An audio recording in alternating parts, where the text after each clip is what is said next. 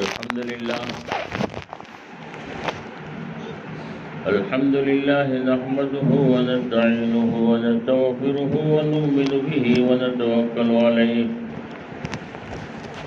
ونعوذ بالله من شرور أنفسنا ومن سيئات أعمالنا من يهده الله فلا مضل له ومن يضلله فلا هادي له ونشهد أن لا إله إلا الله وأشهد أن محمدا عبده ورسوله أما بعد فأعوذ بالله من الشيطان الرجيم بسم الله الرحمن الرحيم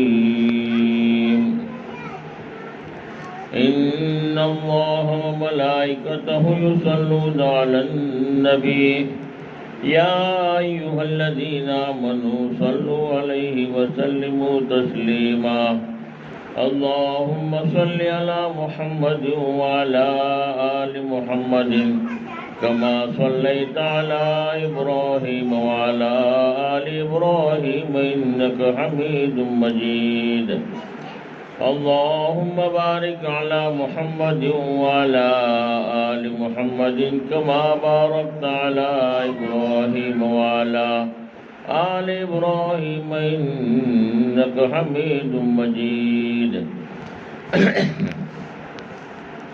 محترم میری ماں اور بہنیں، آج ہم یہاں پر جمع ہوئے ہیں، مرحوم کے ایصال ثواب کے لیے جمع ہوئے ہیں۔ اللہ پاک مرحوم کی قبروں کو نور سے منور فرماوے، اللہ پاک ان کو جنت الفردوس میں جگہ عطا فرماوے۔ مرحوم کے ایصال ثواب کے لیے اس کا طریقہ یہ ہے کہ جو بھی ماں بہنیں ہیں نیت کریں کہ میں نے جو بھی قرآن پڑھا ہے، سورہ یاسین پڑھی ہے، کلمہ پڑھا ہے، لا الہ الا اللہ، استغفار پڑھا ہے، درود پاک پڑھا ہے، میں نے جو بھی پڑھا ہے یا اللہ اس کا ثواب میں مرحومین کو پہنچانا چاہتی ہوں، وہ ثواب جو ہے مرحومین کو پہنچ جاتا ہے۔ بلکہ نیت تو یہ کرنی چاہیے کہ آدم علیہ السلام سے لے کر آج تک جتنی بھی مرحومین قبروں میں پہنچ چکے ہیں کہ اللہ میں سب کو ثواب پہنچانا چاہتی ہوں، تو اللہ کے خزانے میں کوئی کمی نہیں ہے، اللہ پاک رحیم ہے، اللہ کا خزانہ اللہ محدود ہے۔ اللہ پوری امت کو جتنے بھی مرحومین ہیں آدم علیہ السلام سے لے کر آج تک، اللہ ہر ایک کو پورا کا پورا ثواب عطا فرماتے ہیں نیت کی وجہ سے۔ اور جس نے عمل کیا ہے، جس نے پڑھا ہے، اس کے ثواب میں کوئی کمی نہیں ہوگی، اس کو بھی پورا کا پورا اجر ملتا ہے۔ اس لیے آسان طریقہ یہ ہے کہ عمل کرنے کے بعد میں نیت کرے کہ میں اس کا ثواب مرحومین کو پہنچاتی ہوں، تو وہ ثواب پہنچ جاتا ہے اور حق بھی ہے۔ آج یہاں ہم جمع ہوئے مرحوم کے ایصال ثواب کے لیے، تو بات شروع کرنے سے پہلے بھی فرمایا کہ اب مرحومین کا پہلے حق ادا کرے، کم سے کم سورہ فاتحہ پڑھیں، 3 مرتبہ آدمی قل ہو اللہ شریف پڑھتا ہے، اور اگر ایصال ثواب کرتا ہے تو پورا قرآن کا ثواب مل جاتا ہے۔ اللہ پاک پورا قرآن پڑھنے کا ثواب مرحومین کو عطا فرماتے ہیں کہ سورہ فاتحہ پڑھے، درود پاک پڑھے، 3 مرتبہ قل ہو اللہ پڑھے، اور جو بھی آتا ہے درود پاک وہ پڑھ کر جو ہے پہلے مرحوم کو ایصال ثواب کرے، اس کے بعد میں مختصر بات ہوگی، اس کے بعد میں دعا کریں گے۔ 1-2 منٹ کا موقع دیا جاتا ہے، ہم سب جو ہے ایصال ثواب کریں۔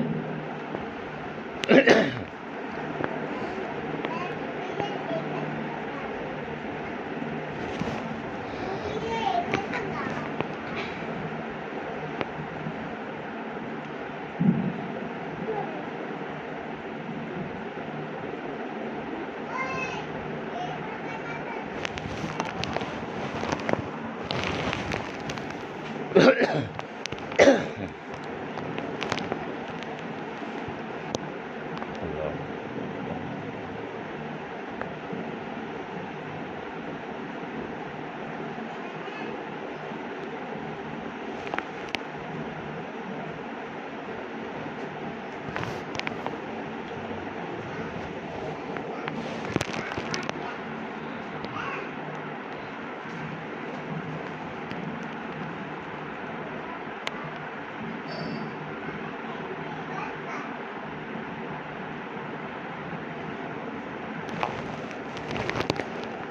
اللہم صلی علی محمد وعلی آلہ صلی علی سیدنا محمد وبارک وسلم۔ موت آہستہ کر یہ بولی، موت آہستہ کر یہ بولی، اب چلو ساتھ اے میرے بھائی، حکم رب سے تمہیں لینے آئی،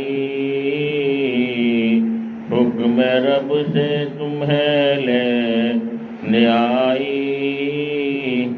اب چلو ساتھ اے میرے بھائی، کیوں مجھے دیکھ کر ڈر گیا تو، کیوں مجھے دیکھ کر ڈر گیا تو،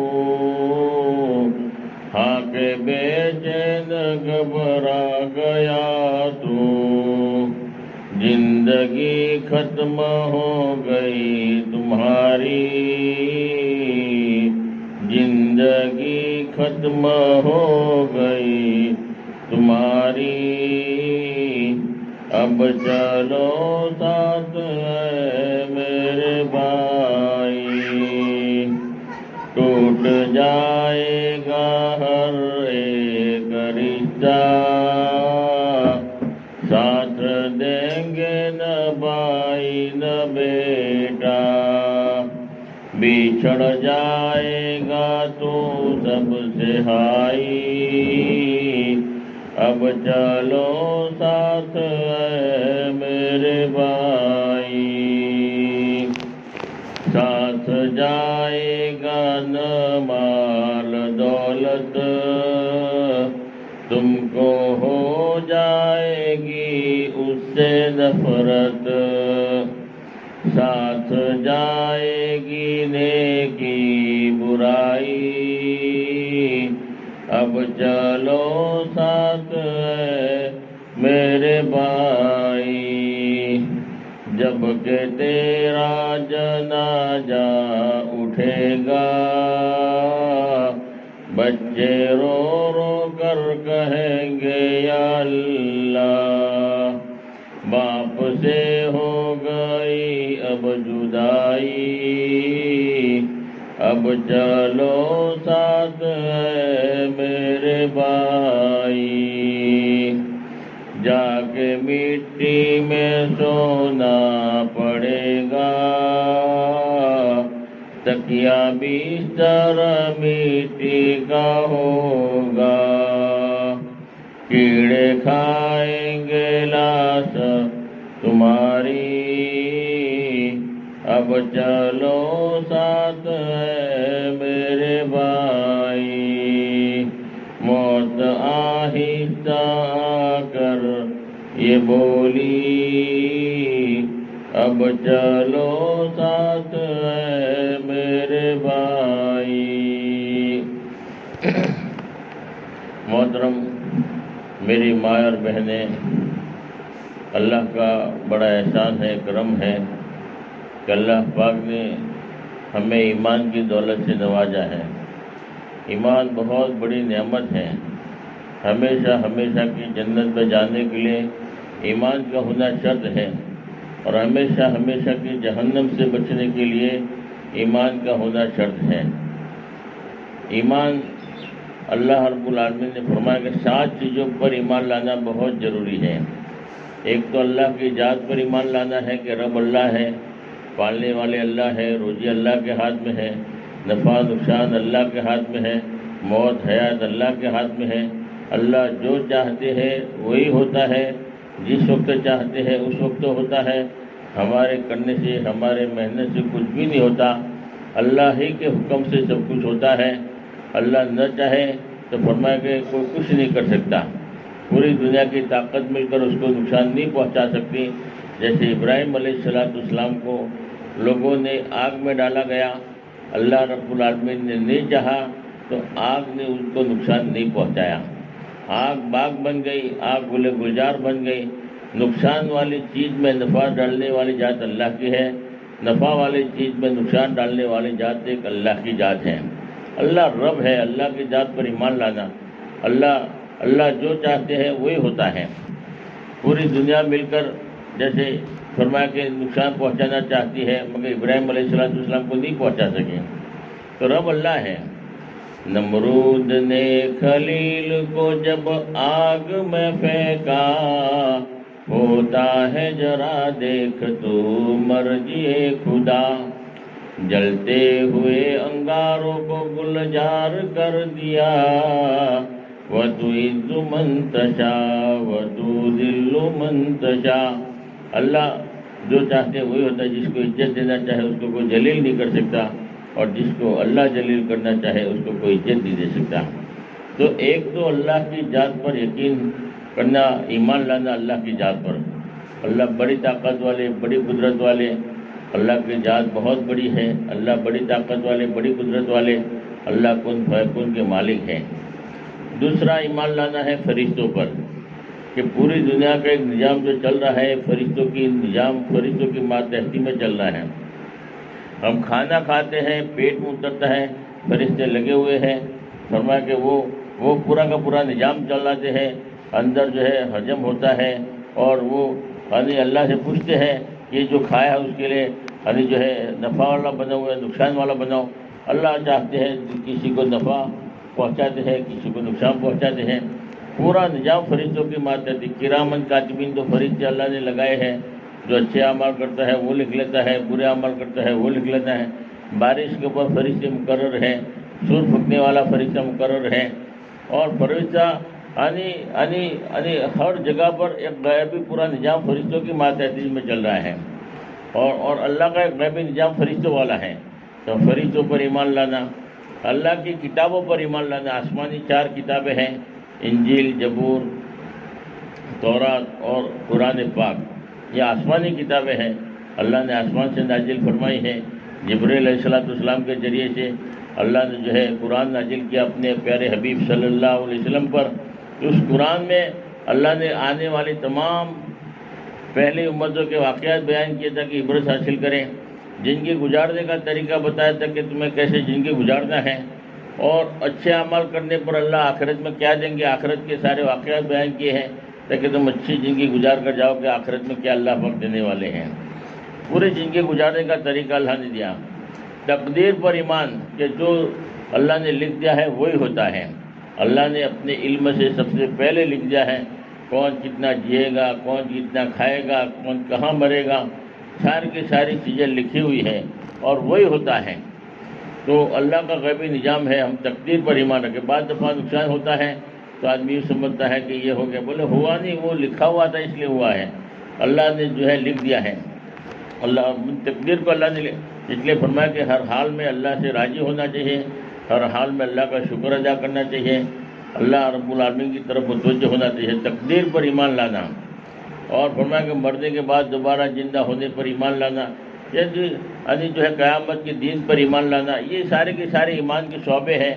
ایمان ان چیزوں پر لانا ضروری ہے۔ تو یہ ہمارا ایمان جتنا مضبوط ہوگا ہماری زندگی میں مضبوط ہوگی۔ آج پوری دنیا میں ایک جو وائرس ہے، یہ کورونا کا جو وائرس ہے، فرمایا کہ لوگ کہتے ہیں کہ اس سے یہ ہوتا ہے، اس سے ہوتا ہے، کچھ بھی نہیں ہوتا۔ کرنے والی ذات ایک اللہ کی ذات ہے۔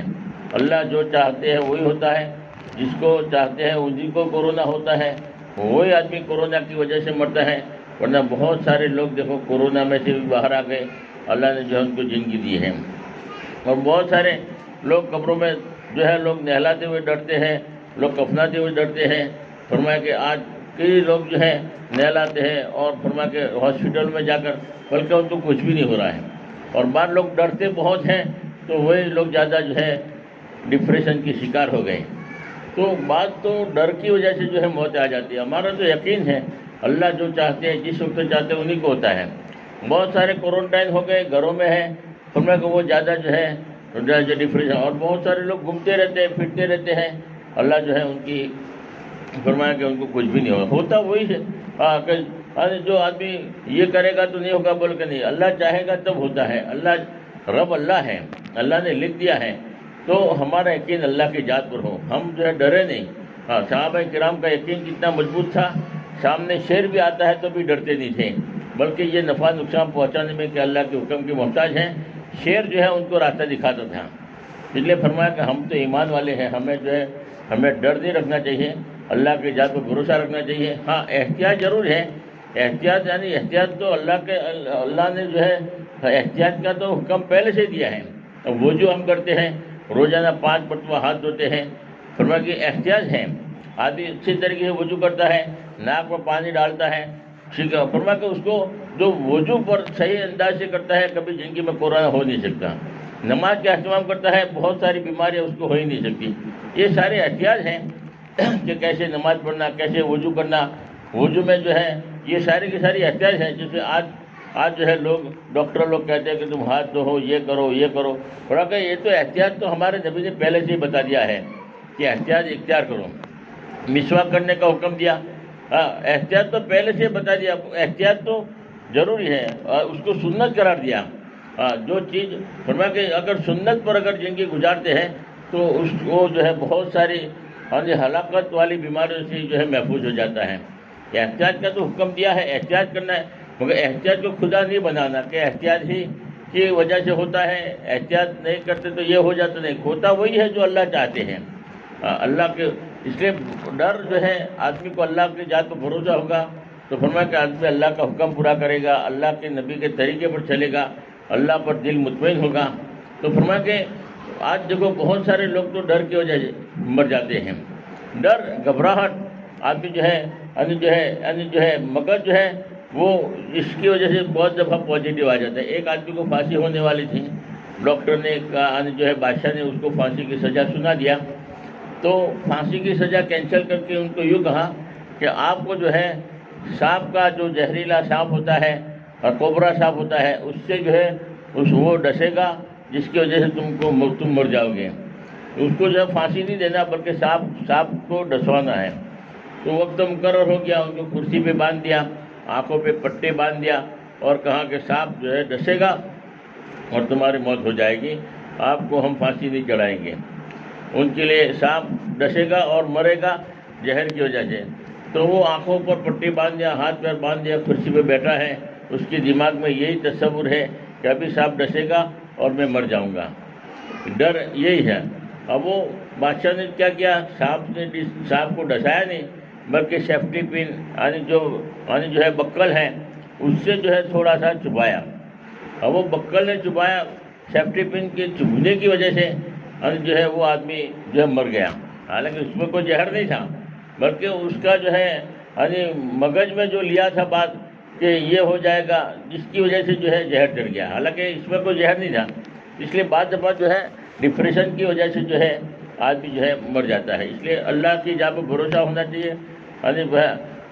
ایک بہت بڑے نیک بادشاہ تھے، ان کے زمانے میں بھی ایسا ہی وائرس ہوا اور اس زمانے کے اندر تو وہ بادشاہ جو ہے بہت پریشان تھا، اس نے اپنے سارے خزانے کھول دیے تاکہ یہ جو ہے جب مہاماری ختم ہو تب تک کے لیے جو ہے سارے خزانے کھول دیے تاکہ لوگ بھوکے پیاسے نہ مریں، اور مالداروں کے جو ہے سارے ٹیکس معاف کر دیے تاکہ اناج پانی جو ضرورت کی سامان ہے وہ سستا بکے، اور فرمایا کہ جو ہے غریبوں کے لیے جو ہے آسانی ہو جاوے اور سہولت سے جو ہے ان کی زندگی بسر ہو، یہ مہاماری ختم نہ ہو، اس وقت تک کے لیے سارے ٹیکس معاف کر دیے تاکہ جو ہے سستا بکے مال۔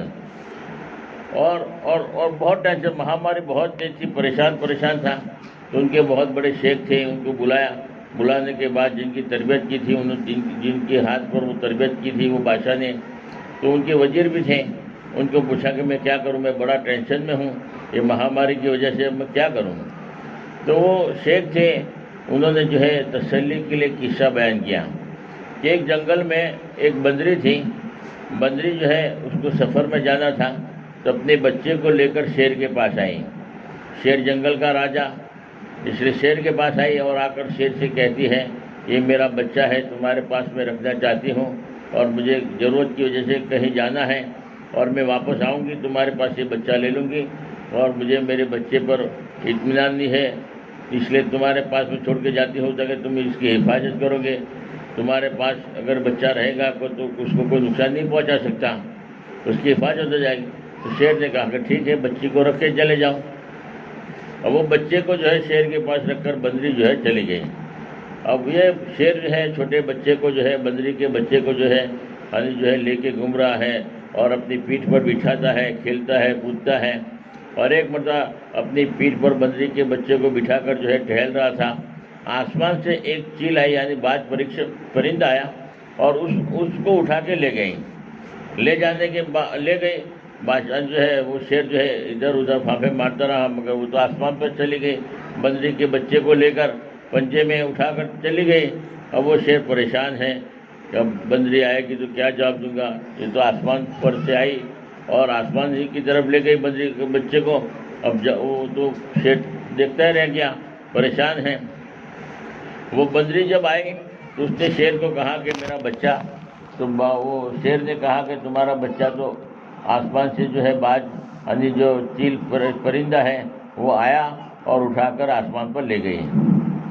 تو وہ بندری کہنے لگی کہ تم جنگل کے راجا ہو اور تمہاری حکومت پورے جنگل میں چلتی ہے، اور ایک میرے بندری کے بچے کی تم نے حفاظت نہیں کیا تو پورے جنگل کی تم کیسے حفاظت کرو گے؟ تو شیر نے کیا جواب دیا؟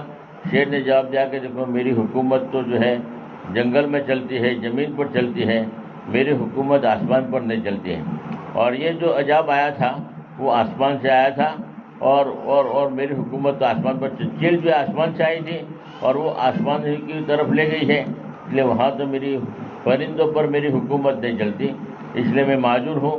اگر زمین سے اگر کوئی جو ہے جانور حملہ کرتا اور زمین سے کوئی آفت آتی تو میں اس کی جان بچا سکتا تھا، میں اس کی حفاظت کر سکتا تھا، کہ میری حکومت زمین پر چلتی ہے، آسمان پر میری حکومت نہیں چلتی۔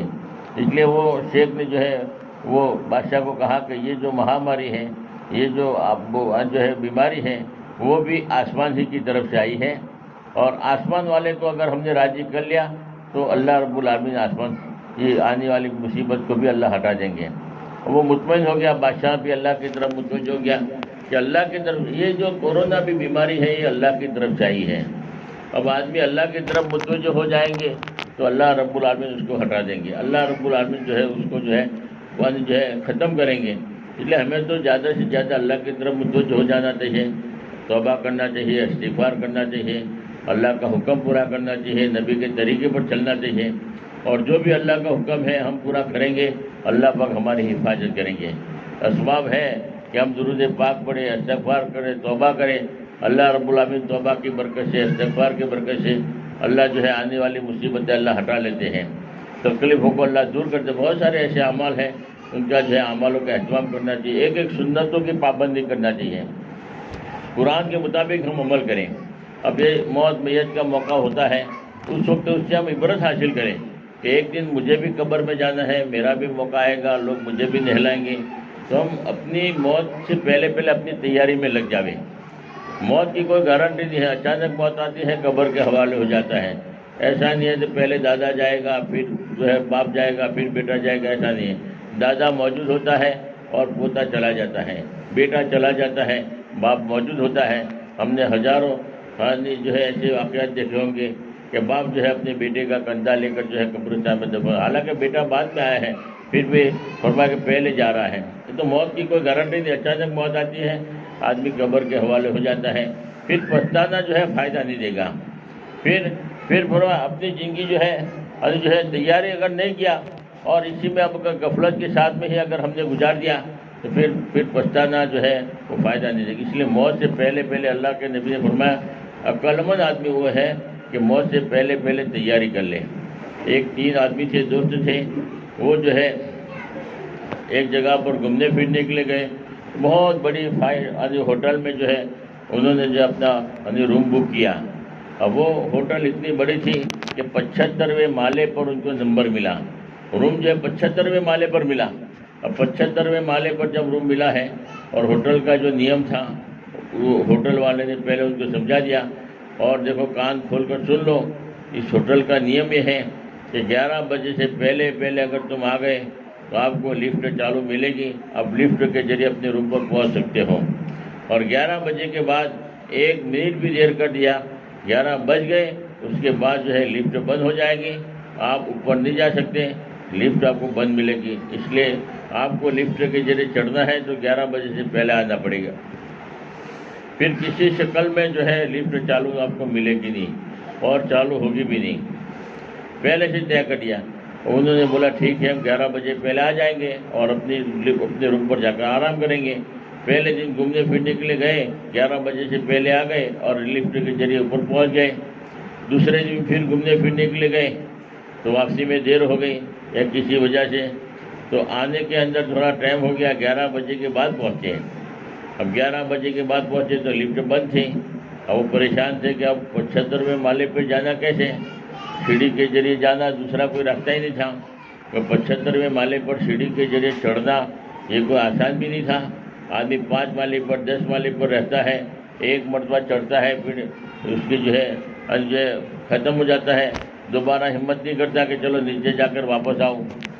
وہ پھر جلدی اترنا نہیں چاہتا کیونکہ 10 مالے 15 مالے اگر آدمی جو رہتا ہے چڑھتا ہے تو اس کو پتہ چلتا ہے کہ کتنی تکلیف ہوتی ہے 10 مالے پر 15 مالے تک چڑھنا. اور جو 75 مالہ ہے وہ پریشان تھے تینوں دوست کے, سوچنے کہ کیا کریں گے.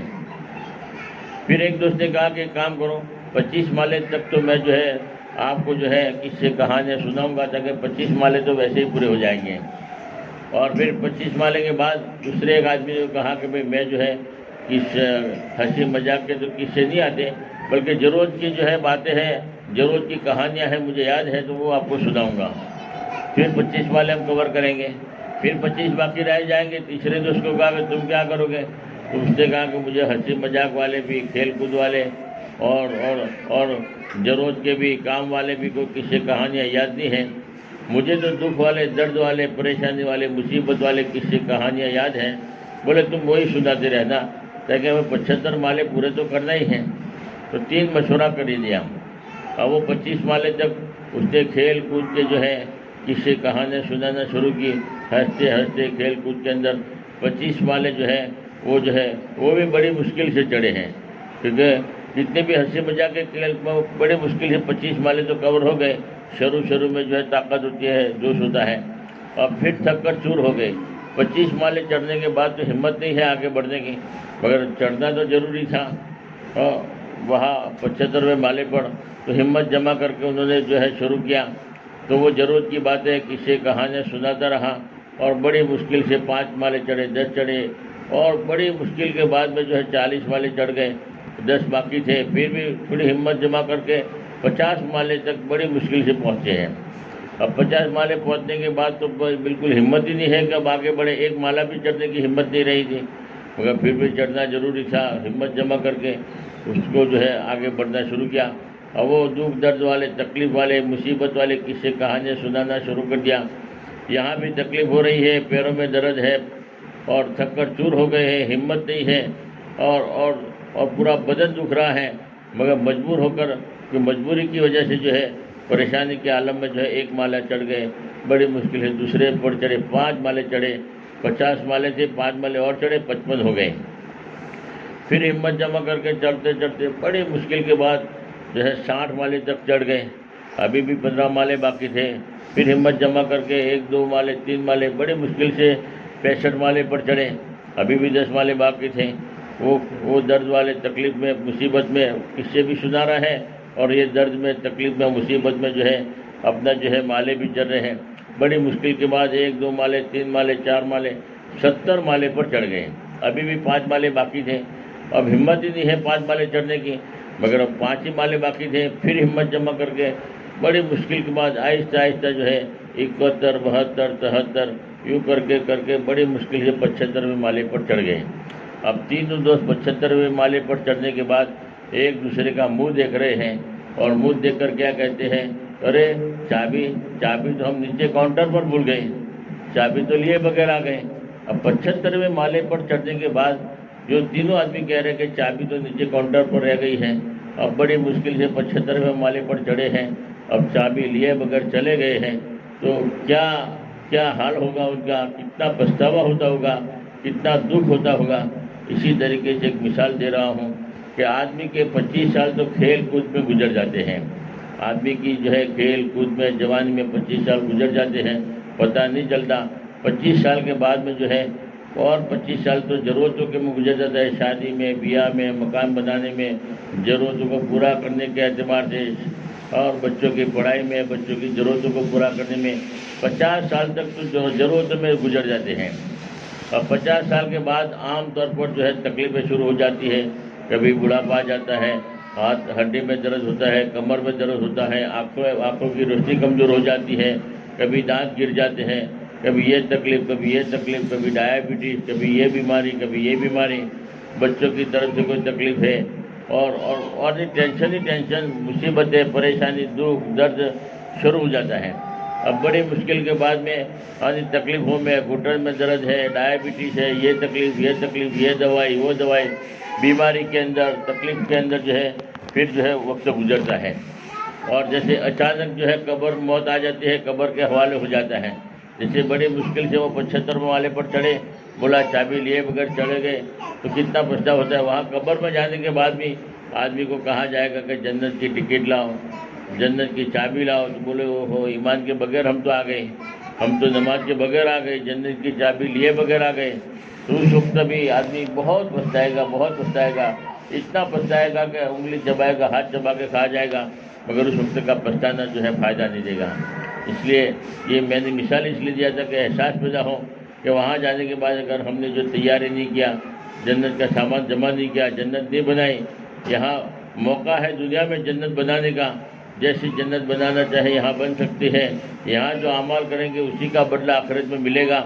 اگر ہم نے جو ہے غفلت کے ساتھ میں کچھ زندگی گزاری ہے اور کوئی فکر ہی نہیں کیا، وہاں جانے کے بعد پچھتانا جو ہے فائدہ نہیں دے گا۔ اس لیے اللہ کے نبی نے یہ فرمایا، عقل مند آدمی وہ ہے کہ موت سے پہلے پہلے اپنی تیاری کرے، کہ ہم شریعت کے مطابق، دین کے مطابق اپنی زندگی کو گزارے، کہ شریعت کیا کہتی ہے، دین کیا کہتا ہے، موت میت میں ہمارا دین کیا کہتا ہے، عدت کتنی ہے۔ اگر آدمی کا انتقال ہو جاتا ہے تو 4 مہینے 10 دن تک عدت ہے۔ عدت کی پابندی کے ساتھ جو ہے اپنے آپ کو جو ہے گھروں میں جو ہے اس کا جو ہے کرنا۔ اور اگر طلاق دے دیا ہے کسی نے تو فرمایا کہ 3 حیض تک، فرمایا کہ جب تک 3 حیض نہ ہو جائے تب تک وہ عدت میں سے باہر نہیں نکل سکتے ہیں۔ بہت سارے مسائل ہیں، مرنے کے بعد کے بھی مسائل ہیں، اصالہ ثواب کیسے کرنا، شوہر کے کیا حقوق ہیں، شوہر کی فرما برداری کرنا، اور فرمایا کہ بچوں کی تربیت ہے، بچوں کی تربیت کیسے کرنا، ماں باپ کی ذمہ داری ہے۔ بچوں کو دیندار بنایا ہے تو فرمایا کہ وہ بچے ہمیں جنت میں لے جائیں گے۔ بچوں کو حافظ قرآن بنایا ہے، اللہ ہمیں جنت میں تاج پہنائیں گے۔ اور اگر بچوں کو دیندار نہیں بنایا تو بچے گناہ کریں گے، قبر میں ہمیں ڈنڈے پڑیں گے۔ بچے جو ہے غلط عمل کریں گے اور سزا ہمیں بھگتنی پڑے گی کہ تمہاری ذمہ داری تھی، تم نے بچوں کو دیندار کیوں نہیں بنایا۔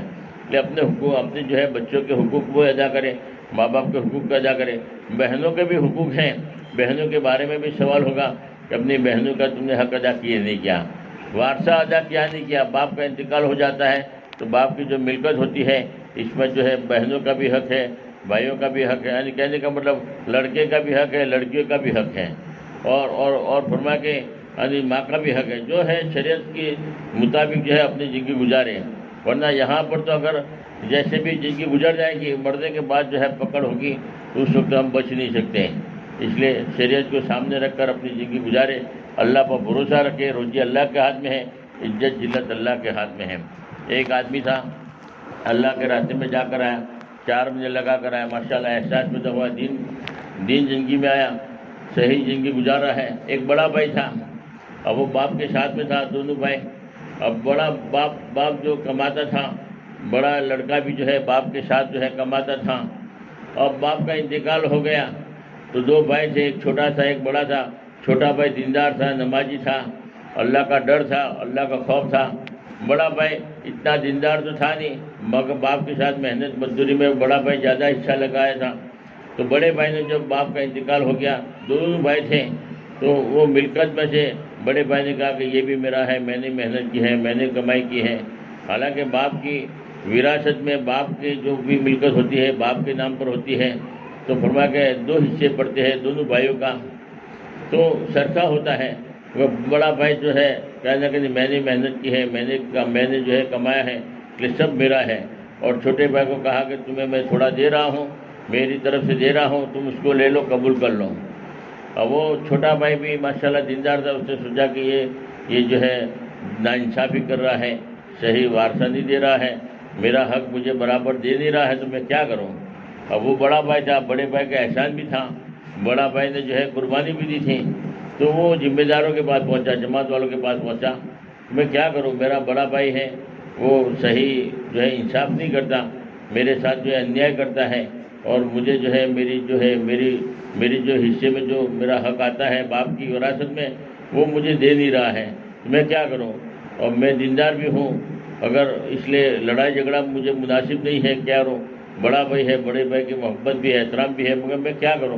سمجھ میں نہیں آ رہی بات، شریعت کیا کہتی ہے، اور اس وقت میں کیا کر سکتا ہوں؟ تو وہ گیا نظام الدین ذمہ داروں کے پاس گیا، اس کو پہنچا، بڑے ذمہ داروں کے پاس اس کو بھیجا۔ اب ذمہ داروں نے کہا کہ تم کیا کرنا چاہتے ہو؟ تمہارا بڑا بھائی تمہیں تھوڑا بہت دینا چاہتا ہے، باقی بڑا بھائی رکھنا چاہتا ہے، تو تم کیا کہنا چاہتے ہو؟ بولے شریعت جو کہتی ہے میں تو شریعت کے مطابق عمل کرنا چاہتا ہوں۔ بول کے شریعت کے مطابق اگر عمل کرنا چاہتے ہو تو شریعت تو یہی کہتی ہے کہ باپ کی وراثت میں 2 حصے پڑیں گے، آپ کا بھی پورا کا پورا ملنا چاہیے، وہ نہیں دے رہا ہے تو کیا کروں میں؟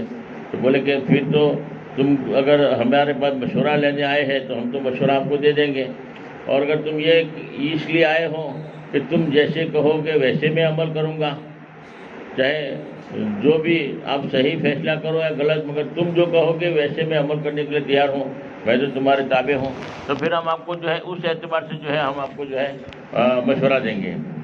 تو اس نے کہا کہ میں تو اسی لیے تو آیا ہوں کہ آپ جیسے کہو گے، جس طریقے سے کہو گے ویسے ہی میں جو ہے میں تیار ہوں۔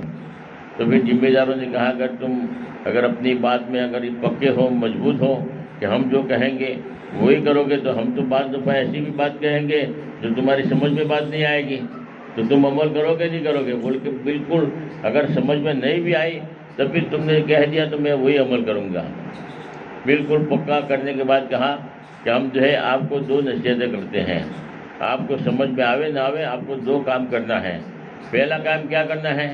پہلا کام آپ کو یہ کرنا ہے کہ آپ کے بڑے بھائی جو ہیں آپ کو جو مال دے رہے ہیں، جتنا بھی دے رہے ہو، چاہے تھوڑا دے رہے ہو، وہ جو ہے آپ اپنے بڑے بھائی کو واپس کر دو، اور بڑے بھائی کو کہو کہ مجھے کچھ بھی نہیں چاہیے، آپ کا بڑا حق ہے، آپ نے باپ کے ساتھ محنت کی ہے، مزدوری کی ہے، اس لیے سارا کا سارے حقدار آپ ہیں، مجھے کچھ بھی نہیں چاہیے، 1 پیسہ آپ کو لینا نہیں ہے بڑے بھائی سے۔ بولے کہ ٹھیک ہے، آپ نے کہہ دیا تو میں اب جو دے رہا ہے وہ بھی واپس کروں گا۔ پھر دوسرا کیا کام کرنا ہے؟ دوسرا کام یہ کرنا ہے کہ آپ اپنے بڑے بھائی کو یوں کہہ دو کہ میں نے آپ کو آج بھی معاف کر دیا اور قیامت کے دن بھی معاف کر دیا، قیامت تک کے لیے میں نے سب معاف کر دیا، اگر میرا حق نکلتا بھی تھا تو بھی میں نے معاف کر دیا ہے، اللہ کے لیے معاف کر دیا ہے، اور قیامت تک کے لیے معاف کر دیا ہے۔ اس کی تمہیں کوئی پکڑ نہیں ہوگی، کوئی پوچھ نہیں ہوگی کہ تم نے میرا حق ادا نہیں کیا، بلکہ میں نے میرا حق میں نے معاف کر دیا ہے، اور آپ بے فکر رہیں، آپ کے لیے بالکل حلال ہے، آپ کے لیے بالکل جائز ہے، میں دل سے معاف کر رہا ہوں۔ آپ کو 2 کام کرنا ہے، ایک تو بڑا بھائی جو دیتا ہے اس کو کچھ بھی لینا بھی نہیں ہے، اور دوسرا کام یہ کرنا ہے کہ اللہ کے لیے معاف بھی کر دینا ہے تاکہ وہ گنہگار نہ ہوں۔ وہ کہنے لگا کہ چلو بھائی آپ کہہ رہے ہو تو میں کرنے کے لیے تیار ہوں۔ پھر کہا کہ 2 کام آپ کرو گے تو 2 خوشخبری بھی سن کے جاؤ۔ بولے 2 خوشخبری کیا ہے؟ بولے کہ 2 خوشخبری یہ ہے کہ 1 سال کے اندر اندر آپ جتنی بھی قربانی دے رہے ہو، جتنا بھی آپ بڑے بھائی کو مال دے رہے ہو، آپ کا حق دے رہے ہو، اللہ اس سے بھی زیادہ جو ہے آپ کو 1 سال کے اندر اندر دے دے گا۔ اور دوسری خوشخبری یہ ہے کہ بڑا بھائی جو ہے تمہارا تابع ہو جائے گا، بڑے بھائی کے دل میں اللہ پاک تمہاری بہت محبت ڈالے گا، بڑے بھائی کو کوئی بھی مسئلہ ہوگا، کوئی بھی ضرورت ہوگی، تمہارے بغیر وہ کام نہیں کرے گا، تمہاری رائے مشورہ لے گا، تم سے جو ہے بہت محبت کرے گا، تمہارے بغیر وہ جینا اس کا مشکل ہو جائے گا، چھوٹی چھوٹی بات بھی آپ کو پوچھنے کے لیے آئے گا، اتنی اللہ تمہیں عزت دے گا، اتنی اللہ پاک تمہیں ترقی دے گا، سماج میں بھی اور بڑے بھائی کے دل میں بھی آپ کا جو ہے عجیب و غریب جو ہے ایک عزت اللہ پاک دے گا، وہ مقام اللہ پاک دے گا کہ آپ کا بڑا بھائی بھی آپ کا مشورے کے بغیر کام نہیں کرے گا، آپ سے اتنی محبت کرے گا۔ تو انہوں نے کہا 2 خوشخبری سن کے جاؤ۔ اس نے گھر آنے کے بعد کہا بڑے بھائی کو سب دے دیا، اور کہا کہ میں نے اللہ کے لیے معاف بھی کر دیا، میرا حق نکلتا بھی ہو تب بھی میں نے اللہ کے لیے معاف کر دیا۔ اب بڑے بھائی نے تو اب وہ سارا مال بھی واپس کر دیا تو بڑا بھائی کہتا ہے زبردستی بھی کرا ہے وہ لینے کے لیے تیار نہیں. اب بڑے بھائی کے دل میں اللہ نے وہ محبت ڈال دیا کہ میرا چھوٹا بھائی کتنی قربانی دے رہا ہے, کچھ بھی نہیں لے رہا ہے اور مجھے اللہ کے لیے معاف بھی کر دیا. ایسی محبت پیدا ہو گئی کہ اب وہ بڑا بھائی کوئی بھی کام ہوتا ہے تو چھوٹے بھائی کو پوچھے بغیر کام نہیں کرتا, چھوٹے بھائی سے پہلے مشورہ لیتا ہے, چھوٹا بھائی کہتا ہے تب وہ آگے بڑھتا ہے. اور اللہ نے جو ہے مال میں بھی ایسی برکت دے دیا کہ 1 سال کے اندر اندر جیسے بزرگوں نے کہا تھا اسی طریقے سے اللہ نے جو اس کو مال بھی دے دیا. بعض دفعہ اللہ کے لیے آدمی قربانی دیتا ہے, اللہ کے لیے آدمی جو ہے اپنے آپ کو جو ہے تھوڑا سا جھکاتا ہے, اللہ اس کو عزت دیتا ہے. اللہ کے نبی نے فرمایا تم اللہ کے لیے اگر معاف کرو گے, اللہ کے لیے جو ہے تم جو ہے تو برداشت کرو گے تو اللہ پاک تمہاری عزت کو بڑھائے گا. اس لیے ہم جو ہے بھائی کو بہن کو معاف کرنے والے بنے. اگر ہماری وجہ سے کوئی تھوڑا بہت اگر حق دبائے تو اللہ کے لیے ان کو معاف کرے, اللہ اس کا بدلہ دنیا میں بھی اللہ ہمیں دے دے گا. لڑائی جھگڑے نہ کریں کہ میرا حق ہے میرا یہ ہے. آدمی جو ہے تھوڑا سا دل بڑا کرے, اللہ کے خزانے میں کوئی کمی نہیں ہے, اللہ کئی گنا اللہ پاک زیادہ دنیا میں بھی دے دیں گے. بس ہم جو ہے دل بڑا رکھے اور فرمایا کہ ایسی زندگی گزارے کہ لوگ بھی ہماری عزت کر رہے ہوں اور آخرت میں بھی اللہ پاک اس کا بدلہ دے. آخرت میں بھی اللہ کہہ دے کہ تو نے میرے لیے میرے بندے کو معاف کر دیا تھا, میں بھی تجھے معاف کر دیتا ہوں. اسی لیے دیکھو دنیا میں زندگی ہے مختصر زندگی ہے, زندگی ایسے گزارنا چاہیے تاکہ دنیا میں ہمارا نام روشن ہو. مرنے کے بعد بھی لوگ ہمیں یاد کریں کہ نہیں وہ فلاں مائی بہت نیک تھی, بہت اچھی تھی. اور فرمایا کہ اللہ کے لیے فرمایا کہ اس کا دل صاف تھا, کسی کی غیبت نہیں کرتی تھی, کسی کو برا بھلا نہیں کہتی تھی. اور فرمایا کہ اللہ کی ولی تھی, ہر وقت جو ہے دین کی بات کرتی تھی, لوگوں کے خیر خواہ میں کام آتی تھی, لوگوں کی بھلائی کرتی تھی, لوگ بھی اس کی جو ہے تعریف کر رہے ہوں اور مرنے کے بعد بھی اللہ بھی کہے کہ تو نے میرے لیے قربانی دی ہے. ایسی زندگی گزار کر جانا ہے. اللہ رب العالمین کہنے سننے سے زیادہ عمل کی توفیق عطا فرمائے. وآخر دعوانا الحمدللہ رب العالمین. اب ایک نصیحت ہے, عمل کی نیت سے سن لو, انشاءاللہ بڑا فائدہ ہوگا. اس کے بعد میں مختصر دعا کر لیتے ہیں.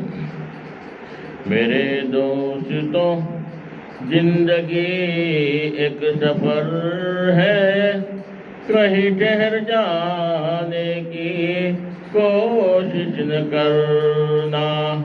یہ دنیا بڑی بے وفا ہے سنبھلنا, کہیں دل لگانے کی کوشش نہ کرنا. یہی یاد رکھنا ہے نصیحت ہماری, لو اب الوداع الوداع ہے ہماری. اگر دل میں عشق محمد نہیں ہے تو کعبہ کو جانے کی کوشش نہ کرنا.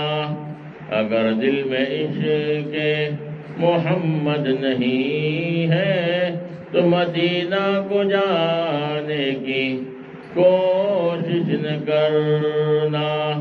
یہی یاد رکھنا ہے نصیحت ہماری, لو اب الوداع الوداع ہے ہماری. اگر دور ہے تو محمد کے در سے تو شکوہ شکایت کی کوشش نہ کرنا. در مصطفیٰ پہ تو لگا اپنا بیستر, یہ موقع تجھے پھر نہ ہوگا میسر. در مصطفیٰ تو در مصطفیٰ ہے کہ جنت میں ایسا کوئی در نہیں ہے. در مصطفیٰ سے جو تعلق نہیں ہے تو خدا کو منانے کی کوشش نہ کرنا. یہی یاد رکھنا ہے نصیحت ہماری, لو اب الوداع الوداع ہے ہماری. یہ لو میرا قرآن یہ ہے میری سنت, یہ دکھلائے گی تم کو یہی راہ جنت. اگر دل میں کامل یقین نہ ہو تو پھر ہاتھ اٹھانے کی کوشش نہ کرنا. مسائل سے گھبرا کر اے نوجوانوں کہیں ڈگمگانے کی کوشش نہ کرنا۔ نبی کے نواسوں نے راہ خدا میں گردن کٹائی جھکائی نہیں تھی۔ اگر راہ میں کوئی کانٹے بچھائے تو اسے پھر ستانے کی کوشش نہ کرنا۔ برائی کا بدلہ برائی نہیں ہے، شرافت تو یہ ہے بھلائی کرو تم۔ پڑے جو مصیبت صبر سے اٹھانا، مگر دل کے شیکا نہ ہرگز دکھانا۔ یہی یاد رکھنا ہے نصیحت ہماری، لو اب الوداع الوداع ہے ہماری۔ سنو دل سے یارو سلام آخری ہے، محفل ہماری کلام آخری ہے۔ اگر ہم سے کوئی خطا ہو گئی ہو، اگر ہم سے کوئی خفا ہو گئے ہو، رہے ساتھیوں تم ناراض ہو کر کہیں دل دکھانے کی کوشش نہ کرنا۔ دعا کر لو یارو جدا ہو رہے ہیں، رہی زندگی تو پھر آ کر ملیں گے۔ اگر مر گئے تو دعا کرتے رہنا، آنسو بہانے کی کوشش نہ کرنا۔ یہی یاد رکھنا ہے نصیحت ہماری، لو اب الوداع الوداع ہے ہماری۔ درود شریف اللہم صلی اللہ سیدنا محمد وعلی آلہ اللہ سیدنا محمد وبارک وسلم۔ یا اللہ جتنی بھی ماں بہنیں دین کی صحبت یہاں جڑی بیٹھی، تمام ماں بہنوں کو بار بار حج بیت اللہ نصیب فرما، بہترین نعمت بدل عطا فرما۔ یا اللہ مرحوم کی سال ثواب کے لیے جمع ہوئے ہیں، جو بھی عمل کیا ہے جو بھی پڑھا ہے، یا اللہ پورا کا پورا ثواب مرحومین کو خصوصاً عطا فرما۔ اور آدم علیہ السلام سے لے کر آج تک جتنے بھی مرحومین قبروں میں پہنچ چکے ہیں، یا اللہ جو بھی ہم نے پڑھا ہے اس کا ثواب مرحومین کو یا اللہ تو پہنچا دیں۔ یا اللہ مرحوم کی قبروں کو نور سے منور فرما، ان کی قبروں کو جنت کا باغ بنا، جنت الفردوس میں جگہ عطا فرما، گھر والوں کو صبر جمیل عطا فرما۔ یا اللہ جو دعا مانگے وہ بھی عطا قبول فرما، جو مانگنے سے رہ گیا اپنی شان قبول فرما۔